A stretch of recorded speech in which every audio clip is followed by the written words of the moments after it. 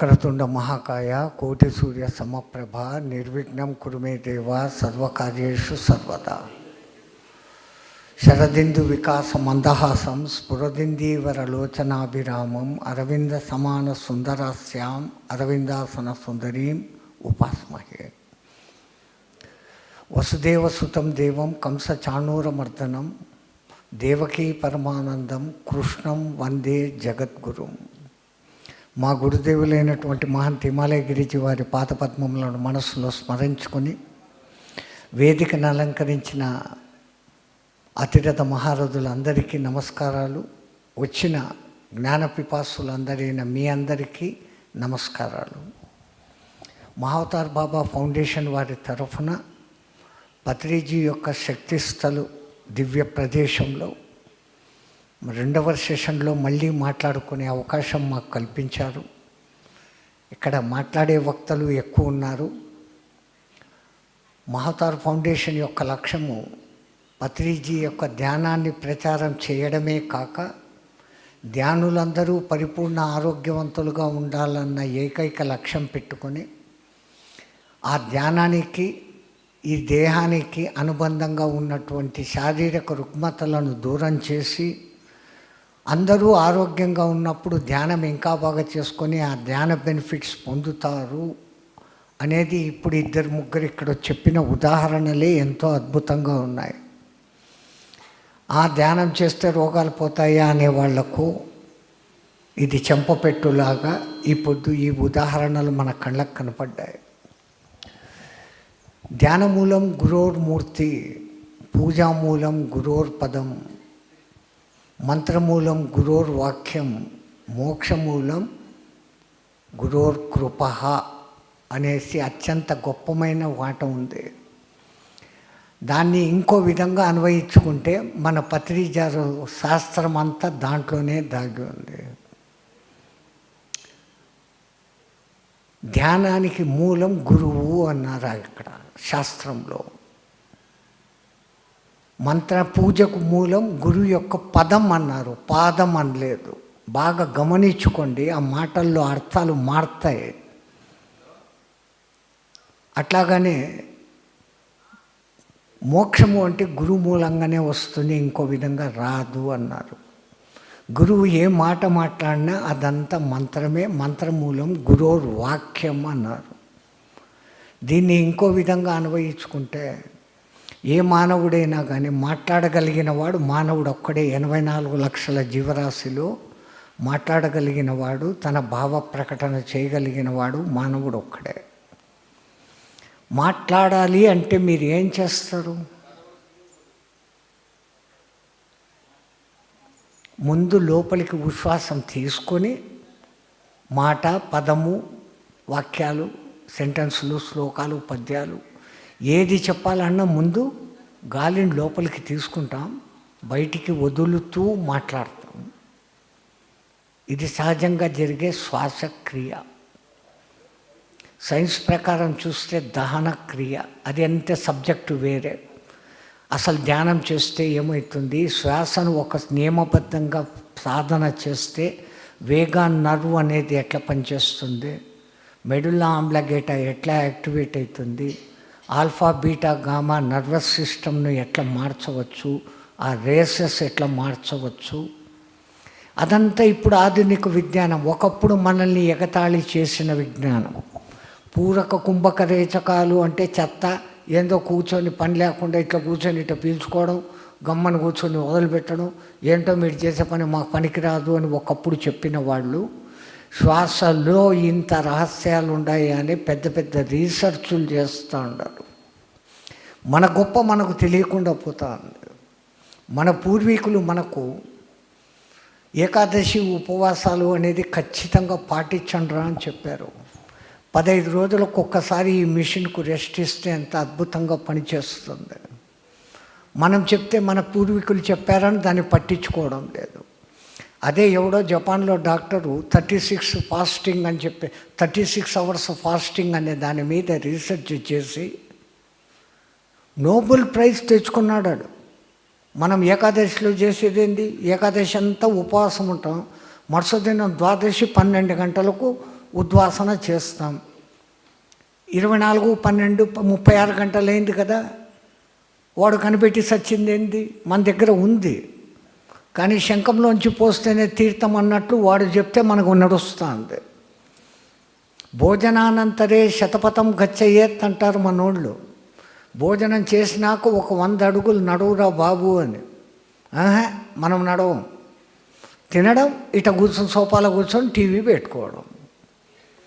City లైఫ్కు obey అయిపోతున్నాం. అందుకనే మనకు ఒబే సిటీలో వస్తాండే. ఖచ్చితంగా మనం ఏం చేస్తామో అదే మనకు రివర్సే వస్తూ ఉంటుంది. ఇప్పుడు గురువు అన్న శబ్దం వాడాలి అంటే ముందు గాలి తీసుకుంటున్నారు. గురు అని చెప్పేసేపటికి లోపల ఉన్న గాలిని వదులుతూ ఉంటారు. అంటే గు అన్నప్పుడు గాలి తీసుకున్నాం, రు అన్నప్పుడు గాలిని వదినామనుకున్న శ్వాస క్రియను ఆ గురువు అన్న భావనతో గమనిస్తూ పోతే ఆయన శ్వాసే మన గురువు అని పత్రిజీ గారు ఎంతో అద్భుతంగా చెప్పారు. ఇది అసలు కారణం. శ్వాస గురువు ఎట్లయినాడు అంటే, గురువు అన్న పదం పలకాలి అంటే మీరు ముందు శ్వాస తీసుకోవాలి. ఆ పదం పలికినాక మీ నోట్లోంచి శ్వాస కొంచెం బయటకు వచ్చేసింది. ఆ శాస్త్రంలో చెప్పిన రహస్యాలనే పత్రిజీ గారు ఇంకో రూపంగా చెప్పారు. ఇట్లా చెప్తే తప్ప మనకు అర్థమై చావదు. మేము ఊరికి ఉండుకొని ధ్యాన మూలం గురోర్మూర్తి అంటే, ఓ మీ గురువుని తలుచుకో. ఏ గురువు? 1వ తరగతి 2వ తరగతిలో పాఠాలు చెప్పిన గురువు ఒకడు, 10th క్లాస్లో చెప్పినోడు ఒకడు, 10th క్లాస్లో 5-6 మంది, మ్యాథ్స్కి ఒకడు, ఫిజిక్స్ ఒకడు, సైన్స్కి ఒకడు, మళ్ళీ డిగ్రీకి వచ్చినాక ఇంకో మాస్టర్లు, ఎంఏకు బిఏకు వచ్చినాక ఒక మాస్టర్లు, ఇంకో విద్యలో నిష్ణాతుడు కావాలంటే ఇంకోడు. ఈ భౌతిక తిండి మాస్టర్లు కాదు, ఆధ్యాత్మిక మాస్టర్స్. మనల్ని ఉన్న స్థితి నుంచి ఉన్నత స్థితిలోకి తీసుకొని అది. రెండవది పూజా మూలం గురోర్ పదం అన్నారు. గురువు ఏ మార్గంలో నడిచాడో నువ్వు ఆ మార్గంలోనే నడుచు అని చెప్పడం. బ్రహ్మర్షి పత్రిజీ గారు, ఆయనకు బ్రహ్మర్షి అని బిరుదు ఇవ్వబడిందంటే ఊరికే ఇవ్వబడలే. మన వైదిక సంప్రదాయంలో మనకు తెలిసింది ఒక్కడు బ్రహ్మర్షి, వశిష్ఠుడు. వాడు ఒక్కడే బ్రహ్మ మానసపుత్రుడు. బలవంతంగా ప్రయత్నం చేసి కష్టపడి సాధించుకున్నాడు విశ్వామిత్రుడు. ఆ విశ్వామిత్రుడు ఆ బ్రహ్మపదం పొందేదానికి, బ్రహ్మర్షి పదం పొందేదానికి ఎంత తిప్పలు పడ్డాడు. ఆయన మంచి రాజు, మాధవీదేవిని పెళ్లి చేసుకున్నాడు, 100 మంది కొడుకులు. ఆ వశిష్ఠుడితో కొంచెం ఏదో తేడాలు వచ్చాయి. దిగ్బలం క్షత్రియ బలం, బలం బ్రాహ్మణ బలం అనుకున్నాడు. నేను కూడా బ్రహ్మర్షిని కావాలా అనుకున్నాడు. పట్టుదల ఉంటే మనిషి సాధించలేనిది ఏదీ లేదు అనేదానికి ఆయన ఉదాహరణ. మొదలుపెట్టాడు తపస్సు. భంగం చేసేదానికి వాడెవడో ఇంద్రుడు అడ్డం వచ్చాడు. మనమంతా ఎక్కడ పడిపోతామంటే ఈ బయటి డ్యాన్సుల్లో పడిపోతాం. అక్కడ రంభను పంపాడు. ఆ ఇంద్రుడు అంటే మనం ఏదో పదవి కోసం కూర్చునేవాడు కాదు. ఈ తపస్సు చేస్తున్నవాడు కామ క్రోధాలను జయించాడా లేదా అని టెస్ట్ చేసి వాడు దాంట్లో సక్సెస్ అయితే, అయ్యా హీ ఈజ్ ఫిట్టెస్ట్ కండిషన్ అని చెప్పి పైవాడికి చెప్పి వాడికి వరాలు ఇప్పించేంత గొప్ప డ్యూటీలో ఉండేవాడు ఇంద్రుడు. మనకు సినిమాలో చూపించే ఇంద్రుడు కాదు. ఆ విశ్వామిత్రుడు తపస్సు మొదలు పెట్టాడు. మరి వీడిలో ఇంకా కామ వాంఛలు ఉన్నాయా లేదా అనేదానికి ఆ డ్యాన్సును పంపించాడు ఊర్వశిని. మనోడు ఆ బుట్టలో పడ్డాడు. 10 ఏళ్ళు శకుంతలను కన్నాక బుద్ధి వచ్చింది. టట్ నేను టార్గెట్ నుంచి పక్కకు పోతున్నాను. మన ప్రసాద్ గారు అంటుంటారు, అసలు టార్గెట్ నుంచి మనం పక్కకు పోవడమే తప్పు. టార్గెట్లో ఉన్నప్పుడు ఏదీ జరగదు. మిగతా అన్నిటినీ పట్టించుకుంటాం, పట్టుకోవాల్సిన దాన్ని పట్టుకోం. ఆ కామంలో పడ్డాడు, తెలుసుకున్నాడు, ఇది కాదు అన్నాడు. మళ్ళీ తపస్సులో కూర్చున్నాడు. ఈసారికి వీడికి కోపం ఎంత మాత్రం ఉంది అని మళ్ళీ రంభను పంపించారు. నేను మీ మాయలో పడతానా అని కోపగించుకొని ఆమె రాయికమ్మని శపించాడు. కోపం వచ్చేసింది. సరే, దాన్ని పోగొట్టుకున్నాడు. మళ్ళీ తపస్సు చేసినాడు. సునశ్శేపుడు అనే తన బంధువును ఒకరిని బలి ఇస్తాండారు అని చెప్పి వాణ్ణి కాపాడేదానికి పోయి తన తపశక్తిని మళ్ళా ధారపోసుకున్నాడు. అంటే అక్కడ వశిష్ఠుడితో పోటీతత్వం, అది పెద్ద కథ. మనం ఇక్కడ ఇదే చెప్తాం, కాంపిటీషన్, పోటీతత్వం. వాడు అట్లున్నాడే, నేను అట్లా కావాలా, నేను కాలేకపోతే వాడిని కాలు ఇడిచి కిందికన్నా తోసేయాలి. మన బుద్ధులంతా ఇట్లున్నాయి. ఆ పైకి పోయినోడిని ఇంకా పైకి పోరా బాబు, నువ్వు ఎంత బాగుంటే నాకు కూడా అంత మంచిది అనుకున్నటువంటి భావనలో మనం లేము. ఎందుకు లేము అంటే మన గురించి మనం లోపల మన తత్వాన్ని మనం ధ్యానం చేసుకోవడం లేదు. ధ్యానం చేసుకున్నప్పుడు మనం ఎవరో మనకు తెలిసినప్పుడు మనం ఎదుటివాడిని ఎంకరేజ్ చేస్తామే కానీ డిసెంకరేజ్ చేయము. అట్లా పోగొట్టుకున్నాడు. మళ్ళీ ఇంకో రాజు వచ్చాడు, నన్ను సశరీరంగా స్వర్గానికి పంపు అన్నాడు. మళ్ళా చేసిన తపస్సంతా దారబోసి వాడిని పైకి పంపినారు. సశరీరంగా ఎవరు రాకూడదురా అని ఇంద్రుడు తన్ని దూశాడు. అహంకారం, నన్ను ఎదురిస్తారా అని ఉన్న ఇంకా తపశక్తినంతా దారపోసి మధ్యగాలిలోనే ఇంకో స్వర్గం పెట్టాడు. అక్కడ పోగొట్టుకున్నాడు. ఆ పోగొట్టుకోవడంలో ఒక్కొక్కటి పోగొట్టుకున్నాడు. కామాన్ని పోగొట్టుకున్నాడు, క్రోధాన్ని పోగొట్టుకున్నాడు, పోటీతత్వాన్ని పోగొట్టుకున్నాడు, అహంకారాన్ని పోగొట్టుకున్నాడు. ఇన్ని పోగొట్టుకున్న తర్వాత మళ్ళీ ప్రయత్నం చేసి వశిష్ఠుని చేతనే బ్రహ్మర్షి అనిపించుకున్నాడు. మరి మన బ్రహ్మర్షి పత్రిజీ గారు ఎక్కడో శుభ్రంగా ఉద్యోగం చేసుకుంటా భార్య బిడ్డలతో హ్యాపీగా ఉండాల్సినవాడు. ఆయనకు పైనుంచి ఒక ఇన్స్ట్రక్షన్ రాబడి నువ్వు ఈ లోకాన్ని ఉద్ధరించేదానికే అని వాళ్ళు సెలెక్ట్ చేసుకోబట్టి ఈ ఫీల్డ్లోకి దిగాడు. మొదట్లో ఎవరున్నారు ఆయనకు తోడు? ఈ పొద్దు ఇన్ని లక్షల పిరమిడ్లు కనపడుతున్నాయి కానీ దీని వెనకల ఆ మహాత్ముడి కృషి ఎంత గొప్పది. కర్నూలులో మొదలుపెట్టాడు ఆయన ఎవరో రెడ్డి గారు మహాత్ముడు. ఆయన వెనకబడి నాకు పిరమిడ్ కట్టు అని చెప్పి చెవిలో జోరీగలాగా పట్టుకున్నాడు. ఈయన గోల భరించలేక ఆ మహానుభావుడు కట్టించాడు. ఆ పుణ్యపురుషుని చెయ్యి ఎటువంటిదో కానీ ఈ పొద్దు ఇన్ని లక్షల పిరమిడ్లు, ఇన్ని కోట్ల పిరమిడ్లు, ఇంత ధ్యానము తయారైపోయింది. ఒక వ్యక్తి బలంగా సంకల్పించుకున్నాడు అంటే ఆ సంకల్పం మంచిదైతే ప్రకృతి సాకారం ఇస్తుంది అనే దానికి పత్రిజీ జీవితం అంత ఉదాహరణ ఇంకోటి లేదు. సామాన్యమైన ఒక ఉద్యోగి ఈరోజు ప్రపంచఖ్యాతంగా బ్రహ్మర్షి పత్రిజీ అనబడి పిలువబడుతూ ఉన్నాడు. అందుకే మాకు తెలిసినంత వరకు మీరందరు సుభాష్ పత్రి అని అంటే మేము సుభాష్ అత్రి అంటాం. మాకు ఒకడు అత్రి అని ఉన్నాడు, వాడు మహామండోడు పత్రిలాగానే. ఆయన నిరాకార బ్రహ్మను భూలోకానికి దింపాలని ప్రయత్నం చేసి తన భార్య అనసూయాదేవితో పాటు ఎంతో ప్రయత్నం చేసి ఆ నిరాకార బ్రహ్మాన్ని దత్తుడు అన్న రూపంలో భూమికి తీసుకొని వచ్చిన వాడు అత్రి. మనం మరిచిపోయిన సులభమైన ధ్యానము అనే దాన్ని మనలోకి బలవంతంగా తీసుకుని వచ్చిన వాడు ఈ పత్రి. సమయం తక్కువ, మాట్లాడే మహానుభావులు అనేక మంది ఉన్నారు. తర్వాత అసలు మాట్లాడే కార్యక్రమం తక్కువ, డెమాన్స్ట్రేషన్ ఎక్కువ. ఎందుకంటే మహావతార్ ఫౌండేషన్ వాళ్ళ ఉద్దేశం నాకు బాగా అర్థమైంది. శరీర మాధ్యం కలుధర్మ సాధనం. ఈ ఒళ్ళు బాగుంటేనే కదా ఈ పొద్దు ఇక్కడికి నడిచి వచ్చి కూర్చొని వింటున్నాం. అసలు ధ్యానం చెయ్యాలా అంటే కూడా హచ్చి అని తుమ్ముకుంటాను, దగ్గుకుంటాను ఉంటే ధ్యానం ఎట్లా చేయగలం? మనం సాధారణంగా నిజంగా సంపూర్ణ శక్తివంతులైన ఆరోగ్యవంతమైన శరీరులం. మనంతకు మనమే తినకూడనిది తినడం, తినాల్సిన టయానికి తినకుండా పోవడం, ఈ పనులు చేసుకొని మనమే రోగాలను కొని తెచ్చుకుంటున్నాం కానీ రోగాలు రావడం లేదు. ఇప్పుడు అన్నానే ఒబేసిటీ, సిటీ లైఫ్కి మీరు ఎంత ఒబే అయిపోతారో మీకు అంత ఒబేసిటీ వస్తుంది. పాతకాలంలో అందరూ ఏం చేసేవాళ్ళు? ఇల్లు ఉడుచుకునేవాళ్ళు, పొద్దున్నే సూర్యోదయానికి ముందు నీళ్లు చల్లేవాళ్ళు, ముగ్గులు వేసేవాళ్ళు, ఉన్న ఆవులకు గడ్డి గాదం పెట్టేవాళ్ళు, పాలు పిండేవాళ్ళు, పిండి చేసుకోవాలంటే ఇసురాయి రుబ్బుకునేవాళ్ళు, చట్నీలు చేసుకోవాలంటే బండలు మసాలా నూరుకునేవాళ్ళు.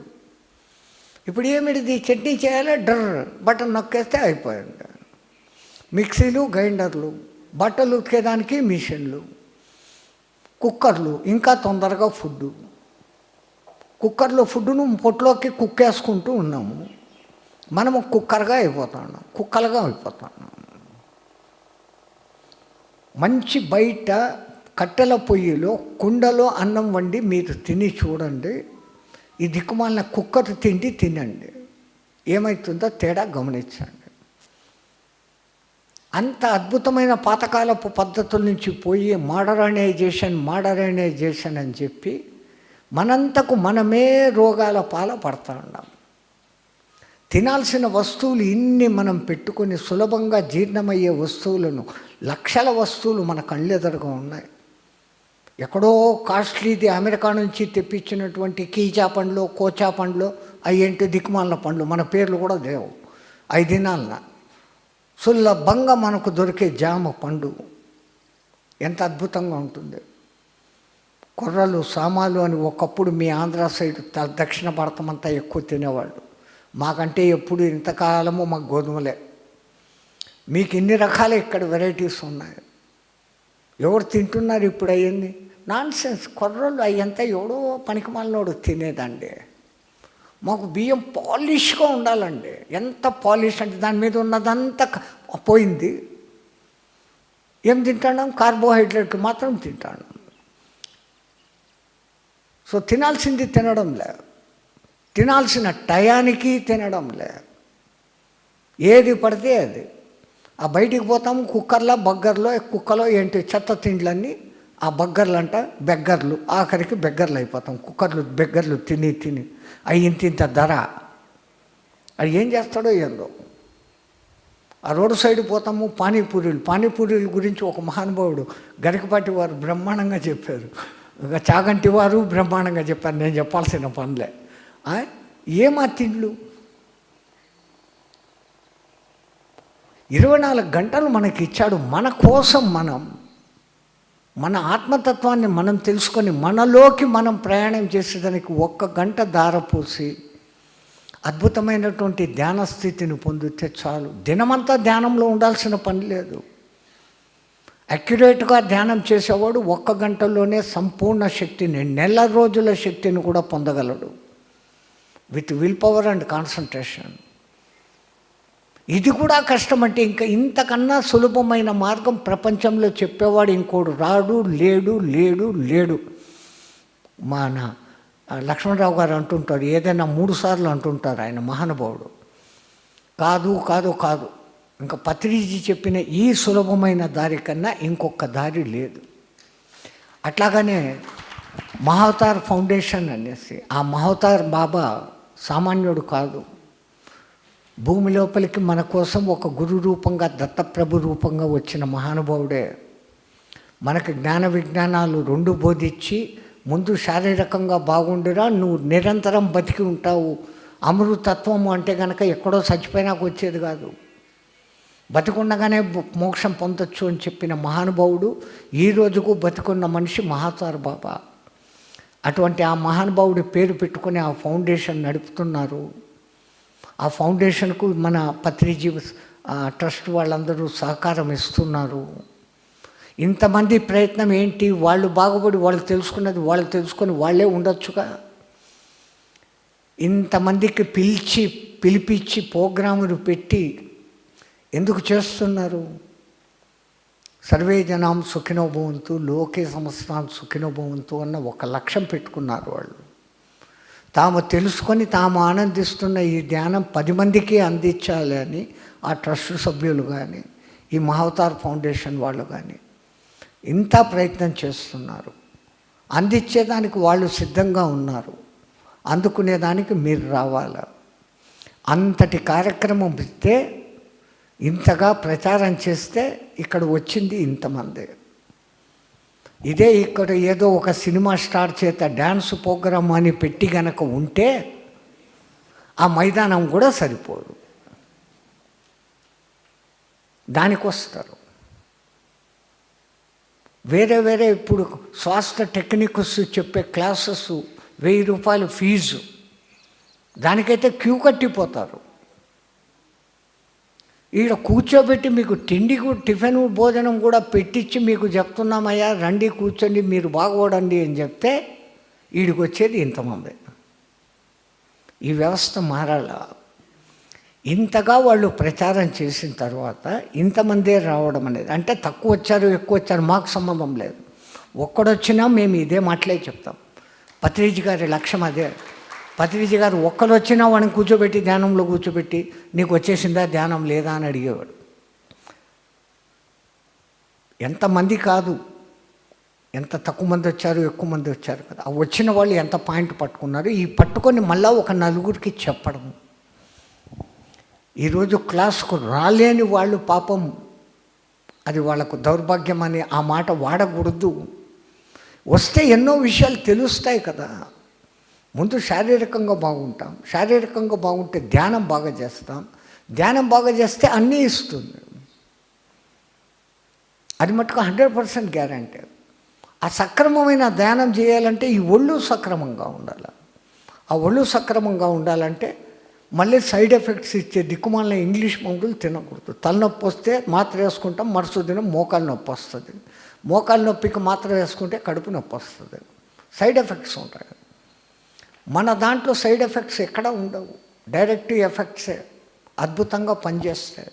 అటువంటి ఎన్నో విధానాలను పరిచయం చేయాలి, 2 రోజుల్లోనే పరిచయం చేయాలని ఆ మహానుభావుడు తాపత్రయపడుతూ ఉన్నాడు.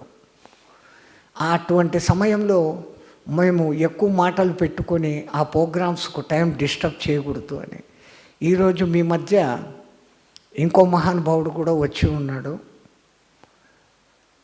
నిద్రపోతూ ఉంటే టక్కని లేపి 7వ అధ్యాయం 3వ పద్యం ఏం అని అడిగినా, 18వ అధ్యాయం 2వ పద్యం ఏమని అడిగినా అప్పటికప్పుడు చెప్పేస్తారు. 18 అధ్యాయాలు ముందు నుంచి వెనక్కు నుంచి ముందుకు 701 శ్లోకాన్ని తప్పులు లేకుండా చెప్తారు. అటువంటి గీతా ప్రచారంలో ఉన్న మహానుభావుడు. డబ్బుల కోసం రాలేదా? ఇప్పుడు ఎవడైనా ఏదైనా క్లాస్ పెట్టుకున్నాడంటే ఏంటికి, వాళ్ళు ఏదో ఇస్తారు, నాకు 4 డబ్బులు వస్తాయని. కొంచెం ఆ ఛాన్స్ కూడా ఉంటుంది. ఈయనకు డబ్బులు కొదవలేదు, కోటీశ్వరుడు. ఎన్నో వ్యాపారాలు ఇండస్ట్రీలు ఉన్నాయి. వ్యాపారాలంతా కొడుకులకు భార్యలకు అప్పచెప్పేసి గీతనే నమ్ముకున్నాడు. ఎట్లయితే పత్రి గారు ధ్యానాన్నే నమ్ముకున్నారు. పత్రి గారి గొప్పతనం ఇంకోటి, నా ధ్యానం గురించే చెప్పాలా అని ఆయన ఏ పొద్దు చెప్పలేదు. వేదిక మీదికి అనేక మందిని రప్పిస్తాడు. ఖాళీ ఉపాసకులను రప్పిస్తాడు, ఖాళీ ఉపాసకులను కూడా రప్పిస్తాడు. అంటే దొంగ ఉపాసకులు ఉంటారులే, వాళ్ళను రప్పిస్తాడు. అందరి మాటలు ఎక్కిస్తాడు, వింటాడు, అందరికీ గౌరవం ఇస్తాడు. అట్లా పత్రిజీ గారు ఉన్నప్పుడు కూడా ఈ మహానుభావుడితో ఎంతో పరిచయాలు ఉన్నాయి. అదేమో ఎదురుగానే ఉంటే పొగడ్డం అనేది బాగుండదు. మన ప్రసాద్ గారి గురించి చెప్పాల్సిన పనే లేదు. పత్రికి కుడి భుజం, ఎడం భుజం, రైట్ భుజం, తల భుజం, అన్ని భుజాలు ఆయనే. ఆయన గురించి ఏం చెప్పాల్సిన పని లేదు. అదే ధ్యానంలో ఉండి ఆ ధ్యానం ద్వారా తాను పొందిన మహత్తర జ్ఞానాన్ని ఇంతమందికి పంచాలని ప్రయత్నం చేస్తున్న ఆ దంపతులు ఇద్దరు. ఒకప్పుడు ఆ తల్లి అంత గానకోకిలగా ఉండింది. అతి త్వరలోనే మళ్ళీ ఆ తల్లి అదే పాటలు పాడుతుంది, పాడి తీరుతుంది, నో డౌట్. అట్లాగని ట్రస్టీ డబ్బులు అంత అద్భుతంగా చేస్తున్నారు. తో మీకు ఈ పొద్దు ఒకటి కొంటే ఒకటి ఫ్రీ కాదు, ఒకటి కొంటే అనేకం ఫ్రీ. కొంచెము గీతా జ్ఞానము వినవచ్చు, కొంచెము ప్రసాద జ్ఞానము వినవచ్చు, కొంచెం ఆ మహానుభావుడు వచ్చారు, ఆయన గురించి ఆయన చెప్పేది చెప్తారు. షడ్రుచుల భోజనం అన్నమాట మీకు ఈరోజు. జై శ్రీమన్నారాయణ.